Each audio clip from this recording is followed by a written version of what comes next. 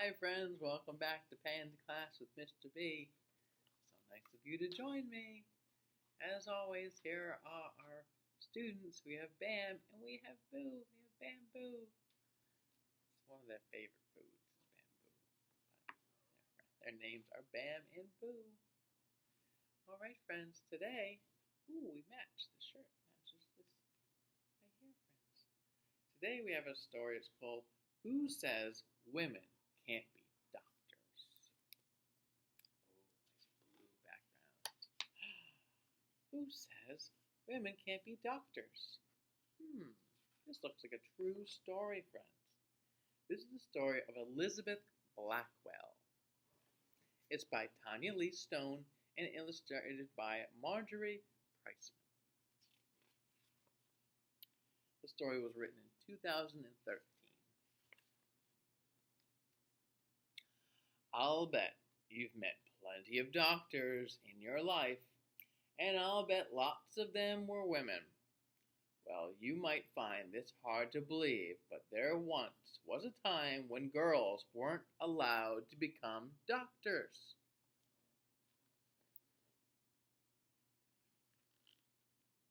When was this? How long ago was that, friends?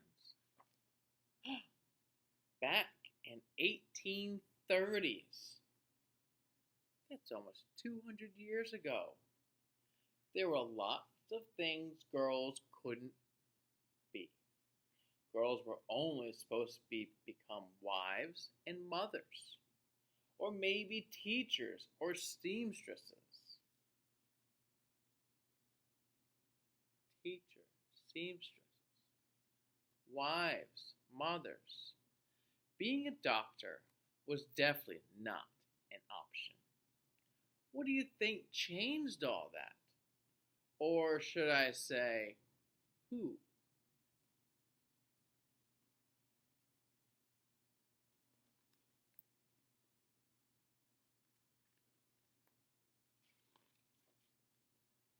Elizabeth Blackwell, that's who.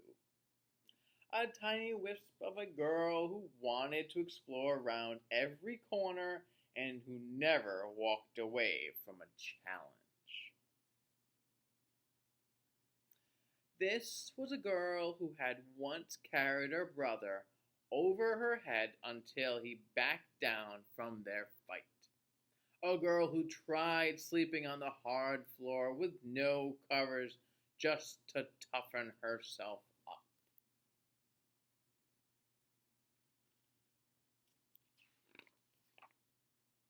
A girl who climbed up to her roof and stretched out as far as possible with spyglasses to see what was happening on the other side of town.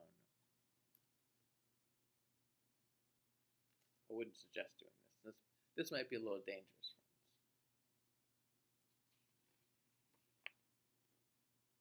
But she hadn't always wanted to be a doctor. Actually, blood made her queasy. One time, her teacher used a bull's eyeball to show students how eyes work. Elizabeth was repulsed. And she hadn't always wanted to help the sick. She had no patience for being sick herself.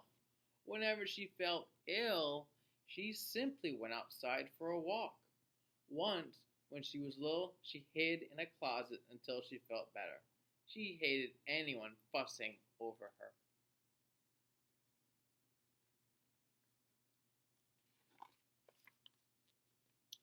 So why did she become the first woman doctor? Because one person believed she could and told Elizabeth she was just the kind of smart, determined girl who would change the world. That person was Mary Donaldson. When Elizabeth was 24, she went to visit her friend who was very ill.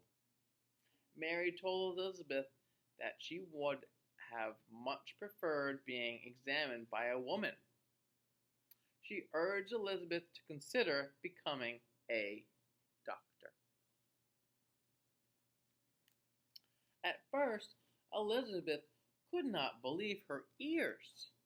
Even if a girl could be a doctor, why would she want to be one?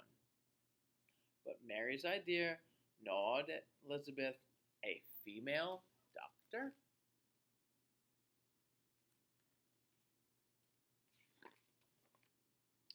Elizabeth thought about it the second she got up in the morning.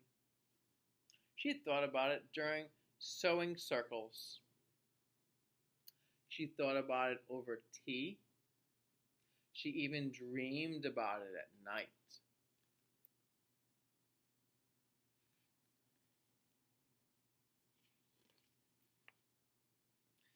Finally, Elizabeth asked doctors and friends. Some thought it was a good idea, but didn't think there was any way it could be done. Others said it wasn't right. Women are too weak for such hard work. Women aren't smart enough. Ha ha ha ha ha. Some people actually laughed at her. They thought she was joking. Elizabeth didn't see anything funny about a woman becoming a doctor. Elizabeth thought it was a fine idea, and her family supported her. She worked as a teacher to earn money and applied to a handful of medical schools, but they all sent back the same answer: no.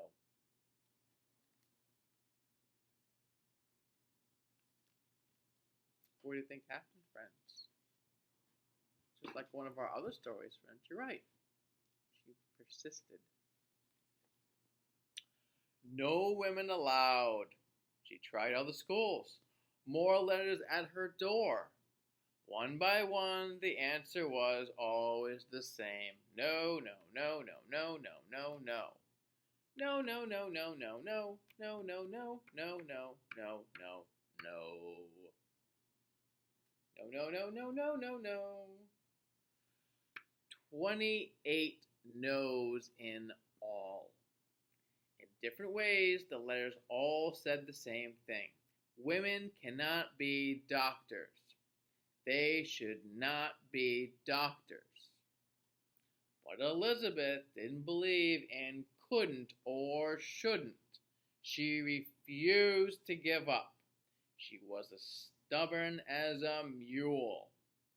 Quite rightly. One day, an envelope arrived from a college. She opened it, and everything changed. The answer was yes! Elizabeth packed her bags for Geneva Medical School in upstate New York.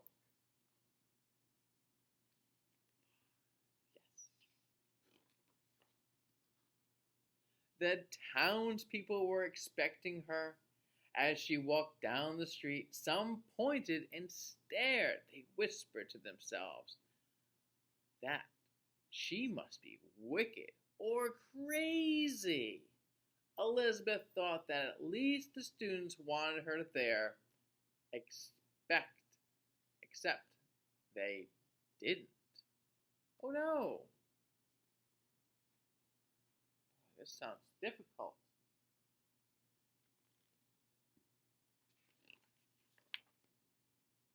The teachers had let the students vote on whether or not to allow Elizabeth to come. And the boys, figuring the school would never really accept a girl, said yes. They planned to turn the whole thing into a big joke. But the joke was on them.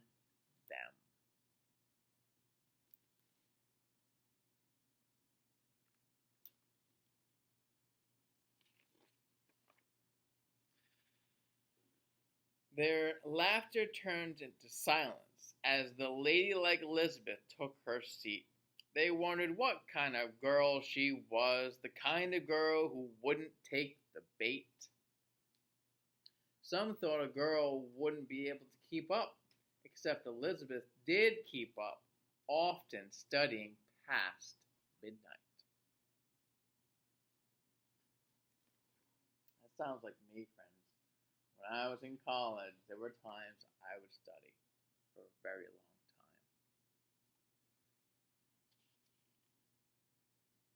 When you really want something, you gotta work really hard. You can get it. Elizabeth proved she was as smart as any boy. And soon the boys wanted to know what Elizabeth thought about this or that. It took the townspeople longer to accept her. Some people are afraid of anything new or different. Not Elizabeth.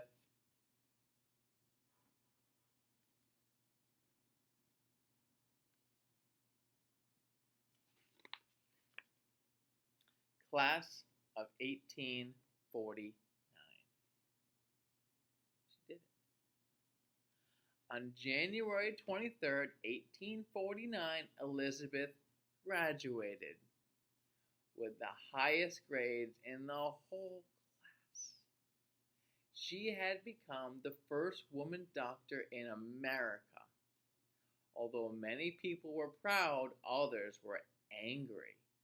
One doctor even wrote, "I hope for the honor of humanity that she will be the last."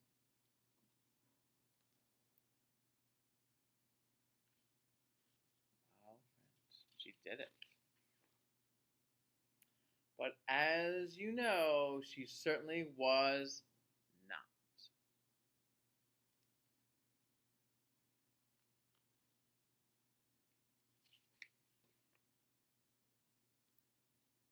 Wow, friends.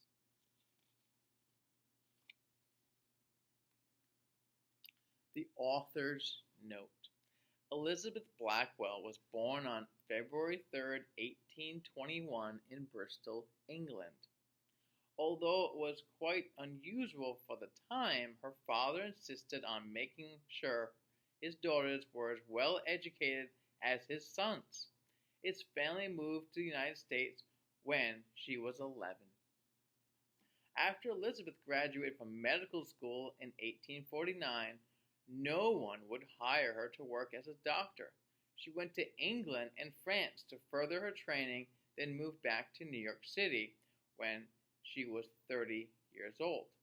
Finally, she persuaded a landlord to rent her office space. She hung out a sign with her name on it, Elizabeth Blackwell, M.D. But the other tenants were horrified and all moved out. Frustrated, Elizabeth took long walks through the streets of New York City trying to figure out what to do. She saw many poor women and children huddled in doorways and in alleys. They were dirty and in need of care. She decided to hold a free clinic and teach people how staying clean would help them be healthy. Pretty soon, people started to talk about the wonderful new women doctor in town. Over the years, Elizabeth and her sister Emily, who was also became a doctor, healed hundreds of people. In times, they had so many female patients, the sisters started their own hospital, New York Infirmary for Women and Children, which opened on May 12, 1857. Was the first hospital run by women for women. In 1868, Elizabeth opened a medical school just for women, the Women's Medical College of the New York Infirmary. The next year, she moved back to her native England and helped organize the London School of Medicine for Women.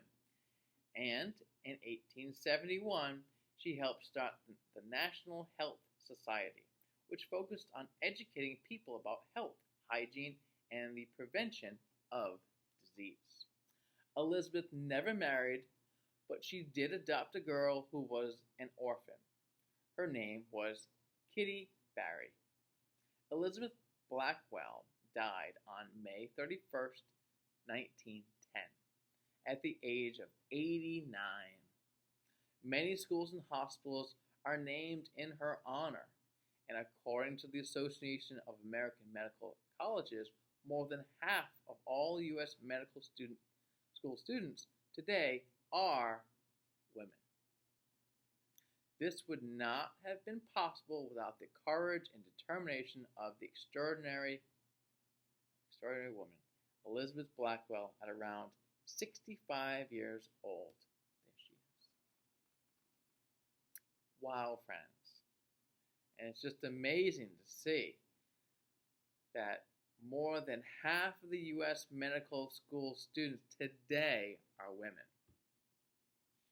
Thank you, Elizabeth, for your dedication. Wow, and there she is.